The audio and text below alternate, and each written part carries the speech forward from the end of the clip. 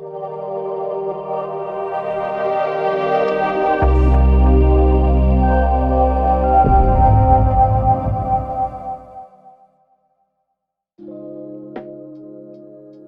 we talk about exercise, there are a lot of videos online of people telling you to go to the gym or go for a run.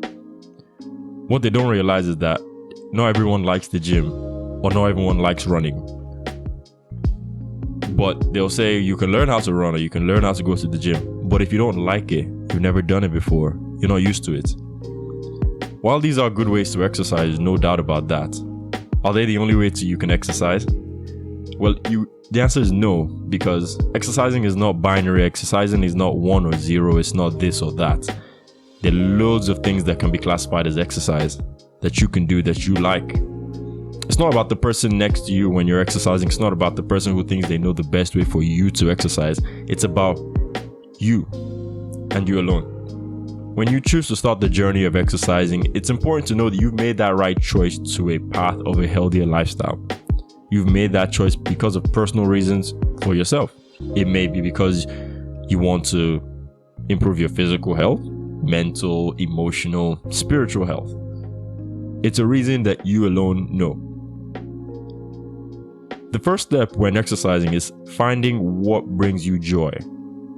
What makes you happy? For me, it's like basketball and running.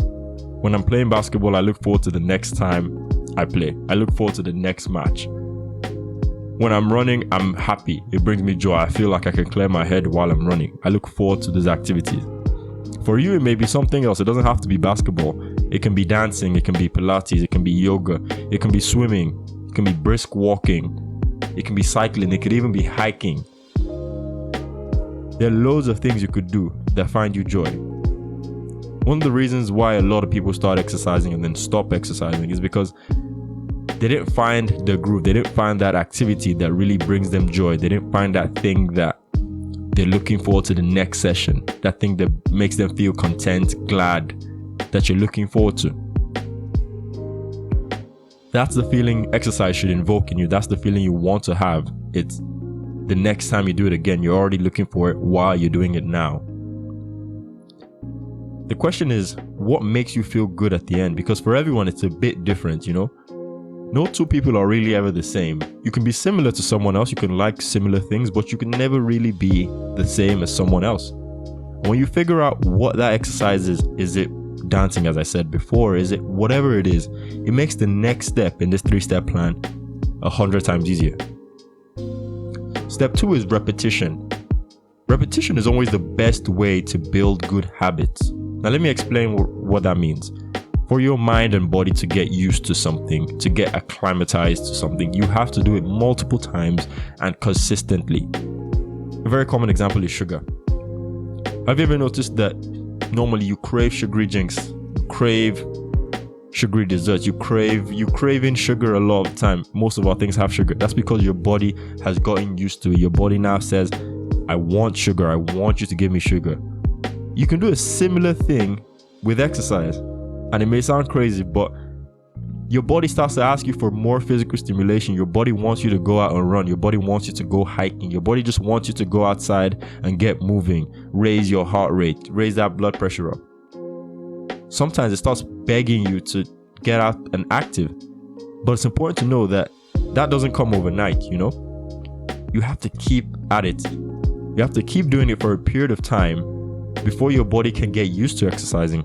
And it takes time for your body to react and adapt to these new forces and these new loads, because it takes time for you to recover as well.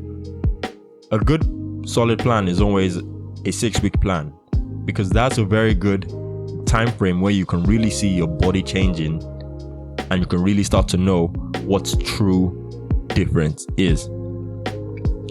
But you have to know that a 6-week plan should be achievable and fits in your own lifestyle. If you're wondering how long you should exercise a week or how many hours a week, a good benchmark you can aim for is the recommended 150 minutes of moderate intensity exercise or 75 minutes of vigorous exercise with at least 2 days of strength training. I go into more detail about this in a blog post, which I will leave in the description so you can have a look. It's also on my website. Now you've set your goal. and you've gotten an exercise that you really enjoy and one that you've used to before, maybe you used to do it back when you were a kid, but you really enjoy it now. What's the next step? In the words of Mike Tyson, everyone has a plan until they get punched in the face. Because planning is great, planning is essential, but ideas are easy to have. Execution is the hard part. It's easy to think about doing something. It's hard to actually do it. How are you going to keep yourself focused and driven through following those plans? How many ways can you keep on trucking? How many ways can you keep pushing? Well, some people can hold themselves accountable for that. They can just do it. They don't need any support. They don't need anything, which is great. They just do it. The other way is, which something I use sometimes, is you let other people help you. Let other people keep you in check. Find a way for other people to help you keep in check. Now that just means asking a good friend, a good family member, someone you like, someone you can trust, and say, hey sis, I want to start exercising. I want to lose some weight, or I want to clear all this stress out of myself. Can you help me with this? 9 times out of 10, if that person is really a friend, they will support you through that. They can help you remind yourself to get up and go to the gym, or go out and walk, and go out and do this, go out and hike. They can support you if they're already doing the exercise. It gives you that reinforcement you need, that extra bit of push, that thing that's like, yeah, I know I can do it, but sometimes I want to slack off. But that person can really help you. That's why people have gym buddies. People don't go to the gym. It's not every time someone has a gym buddy because they just want to have someone there. Sometimes it's because they need that extra push, which is great. You need that person to tell you, you can give me 2 more reps. Or you need that running partner, or you need that hiking partner. Because there's also a social element to it where it motivates you as well. Because if you're seeing your friend, you're going on a long walk, and you both set 10 kilometers as your walking distance, and you are at 8 kilometers, and you know you can do 10, but you start to falter. You start to say, oh, you know what, I think I'm tired. But that person is the person who supports you because they know you can do it, and you know you can do it as well. And asking for help doesn't make you weak, doesn't make you lesser in any way. It shows a great amount of strength, because it takes a lot to ask someone else for help when you need it. And always remember, it seems hard, it's going to be hard. I'm not going to sugarcoat it. When you start exercising, it's never an easy journey. When I started exercising, it wasn't easy. When I started doing this and started doing that, it's not easy. I'm not even perfect, but it's important to know that as it goes on, it gets better, it gets easier, and the end results are always worth it. If your aim is to lose weight, tone up, have better mental health, just for the social aspect of exercise, think about the goal. Think about what happens when you get to where you want to go. Try and visualize it, how good it would feel when you've lost that weight, when your mind is now stress-free, when you're going for a hike and you see that beautiful landscape. Now think about it, how you want to get there. And let that be the driving force. That's a lot of things I use myself, is where do I want to go? I don't just see it about where I am now. I don't see it as, you know what, this exercise may be hard now. I see it as, you know, when I finish this exercise, how good am I going to feel after I've done this 1 hour workout, after I've done this 2 hour workout? How good would I feel if I keep doing this for the next 6 weeks? Because let me tell you something, when you see those changes, it's one of the best feelings in the world, honestly. When you start to see actual changes in your body, changes in your mental state, changes in your emotional state, because you actually start to notice and you start thinking, oh wow, it's actually working. So me just getting up and doing this is actually really benefiting me. And once you get to that point, it's really hard to turn back and fall back to your old ways, because you want to have a healthier lifestyle. You're looking after your well-being and your health, and you're changing your lifestyle. Now let that be the motivation. That's what I use to motivate myself. And I'm by no means perfect in any of these things, but I try. And that's the hardest part, is trying, just trying and say, you know what, I want to try this. And get the right people around you to support you, because some people will not support you. And that's the way life is, Some people will laugh at you and say this, but they don't know where you're trying to go. They don't know where your goal is. They don't see it. Only you see it. And you can't let them derail you. Surround yourself with people who can actually help you to achieve this, not people who laugh at you. And when you have that environment, when you use those 3 steps, I can guarantee you that it makes exercising 100 times easier.